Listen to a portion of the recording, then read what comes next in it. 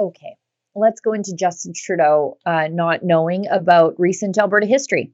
But why would we? He forgets to thank us or acknowledge us during Canada Day ceremonies. So, like, why would he know anything about us? That was intentional, man. Oh, for sure. We don't even exist.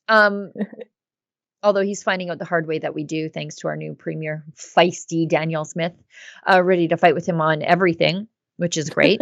But we've got a video of Trudeau telling a group of Alberta CEOs that unnamed politicians, he's talking about Danielle Smith here, opposed to the Liberals' energy plans, are denying certainty to investors and business leaders, denying workers opportunities, and denying our kids and grandkids the secure future they deserve.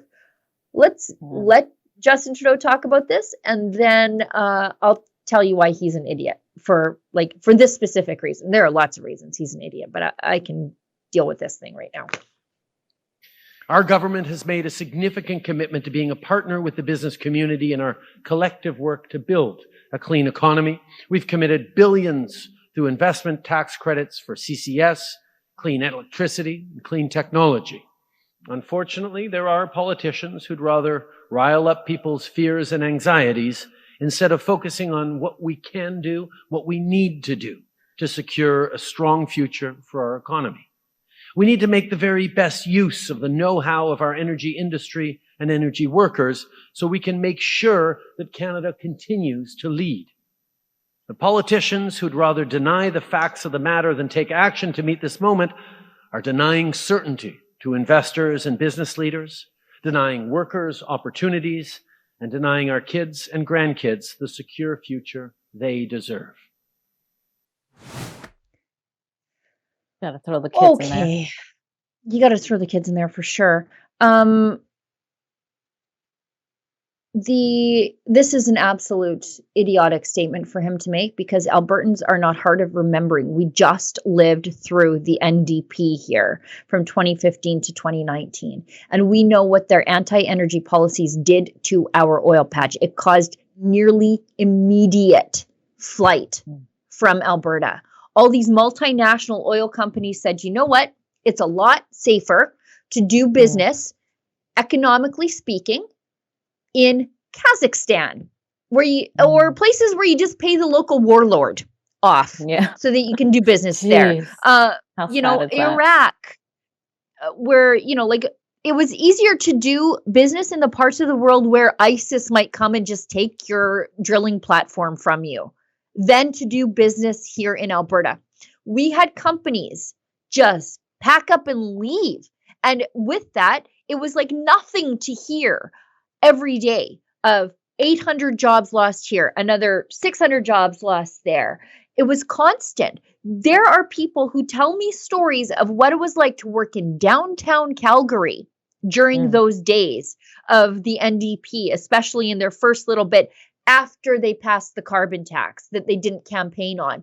Businesses were blindsided by that. And then they just said, you know what? We're out. There would be a lineup of cabs on Monday morning at those head offices and people coming downstairs with their belongings because they had been laid off. And one of my colleagues here at Rebel News, Holly Nicholas, was one of them. She's a geologist and she reported for us for a few years before she went back to school, but she was one of those laid off geologists. But just to, in February, Devon Energy left, Apache left, Statoil left, EOG left, Shell withdrew an application for an oil sands mine. ConocoPhillips sold a massive land package in November 2015. Wow. Guess when that was? That was right when the NDP carbon tax came. Murphy Oil sold its 5% interest in Syncrude to Suncor. Chevron left. And they cited high operating costs. Well, what would have added to those high operating costs except the NDP's anti-oil agenda, including the carbon tax? Diamondback Energy had big losses.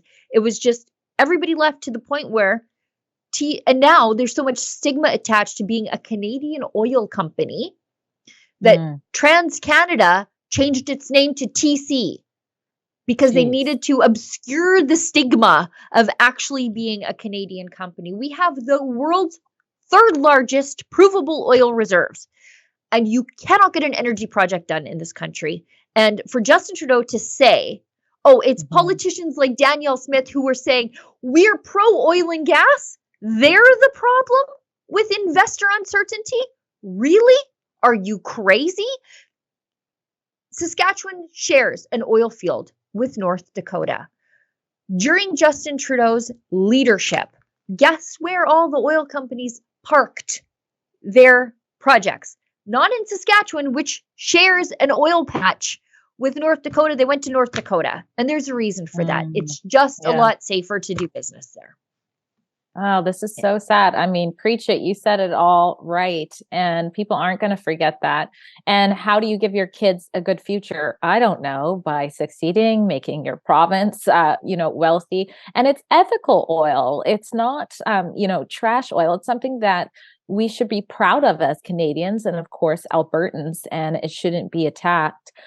TC changing their name, I assume, also has to do with the attacks that some of them did experience from, extremists and things like that. So it is good to see Premier Danielle Smith saying enough is enough. We're not playing these games with you.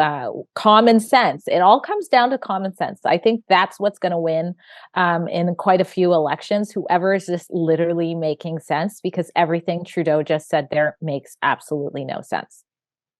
I can give you the numbers, actually. BOE report, which is a great oil patch-centric website. They broke it all down.